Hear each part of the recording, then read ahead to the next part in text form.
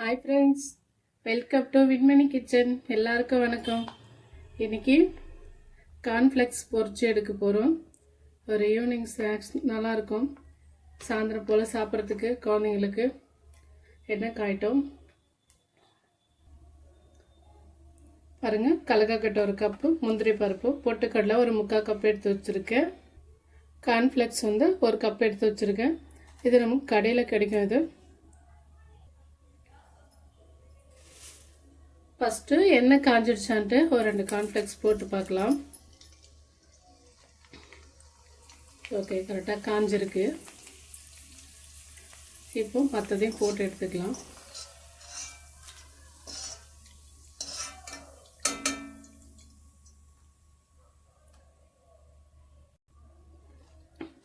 நான் கொஞ்சம் கொஞ்சமாக சேர்த்து பொரிச்சிக்கலாம்.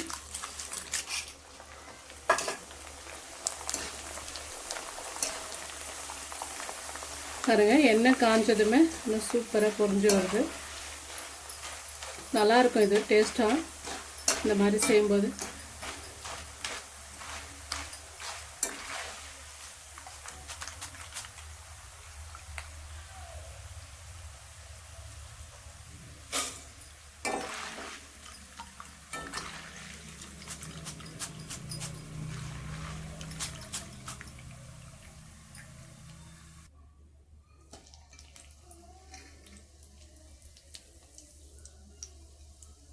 இந்த முந்திரியை இந்த மாதிரி வறுத்து எடுத்துக்கலாம்.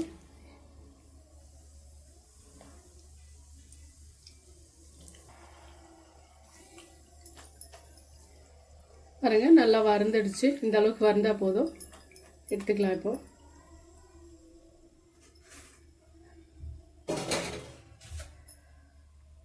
அடுத்து வேர்க்கடலை இதுவும் சேர்த்துக்கலாம். இதை இப்போ இப்படி மிக்ஸ் பண்ணி விட்டுக்கினே இருக்கணும், இல்லைன்னா நமக்கு ஒரு பக்கமாக தீஞ்சு போயிடும்.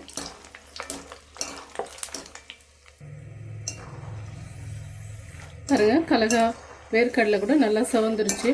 இப்போ எடுத்துக்கலாம். இன்னும் அதிகமாக விட்டோம்னா தீஞ்சு போயிடும். இது கரெக்டான பதம். பாருங்க,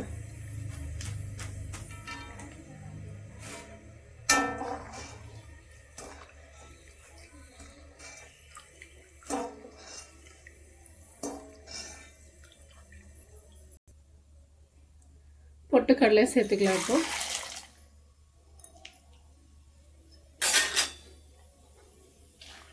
இதுவும் இப்படி மிக்ஸ் பண்ணி விடணும், இல்லைன்னா வேகமாக தேஞ்சிடும்.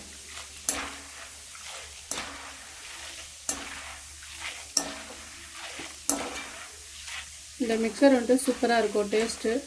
வெறும் உப்பு காரம் போட்டு சாப்பிட்லாம், அருமையாக இருக்கும். ஃப்ரெண்ட்ஸ், வீடியோக்கு ஒரு சப்ஸ்கிரைப் பண்ணிவிடுங்க, லைக் பண்ணுங்கள், ஷேர் பண்ணுங்கள், செஞ்சு பார்த்துட்டு கமெண்ட் பண்ணுங்கள். கண்டிப்பாக நல்லாயிருக்கும் ஃப்ரெண்ட்ஸ் இந்த கார்ன்ஃப்ளெக்ஸ் மிக்சர். பாருங்கள், பொட்டுக்கடலை கூட நல்லா சவந்துருச்சு. இப்போ இதை எடுத்துக்கலாம். நல்லா இப்படி பண்ணால் எண்ணெய்லாம் இருந்துடும். இந்த மாதிரி எண்ணெய் எடுத்துக்கலாம். இப்போ நான் இதை ஒரு பவுலுக்கு மாற்றிக்கிறேன். பூண்டு பாருங்கள், தோலோடு அப்படியே நசுக்கி வச்சுருக்கேன். இதையும் எண்ணெயில் போட்டு எடுத்துக்கலாம். கேஸ் ஸ்லோ பண்ணிக்கிறேன், எல்லாம் சேர்ந்துடாது.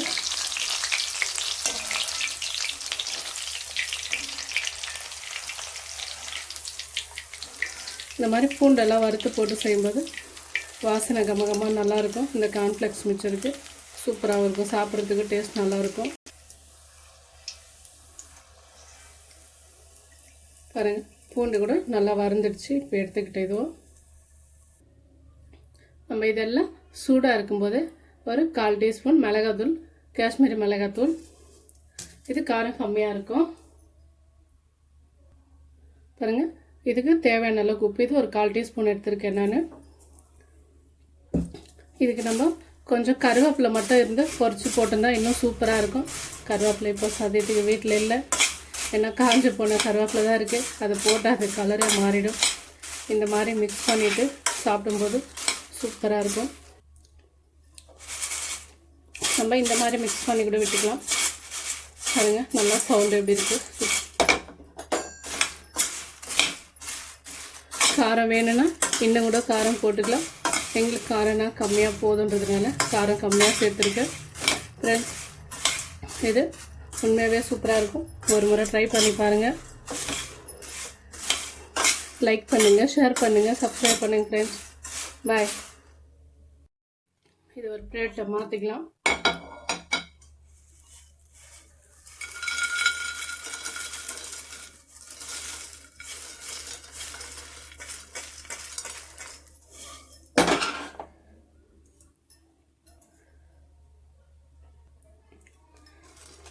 பாருங்கள், ஒரு 2 எடுத்து உடச்சி பார்க்கலாம். எவ்வளோ கிறிஸ்பியாக வந்திருக்கு.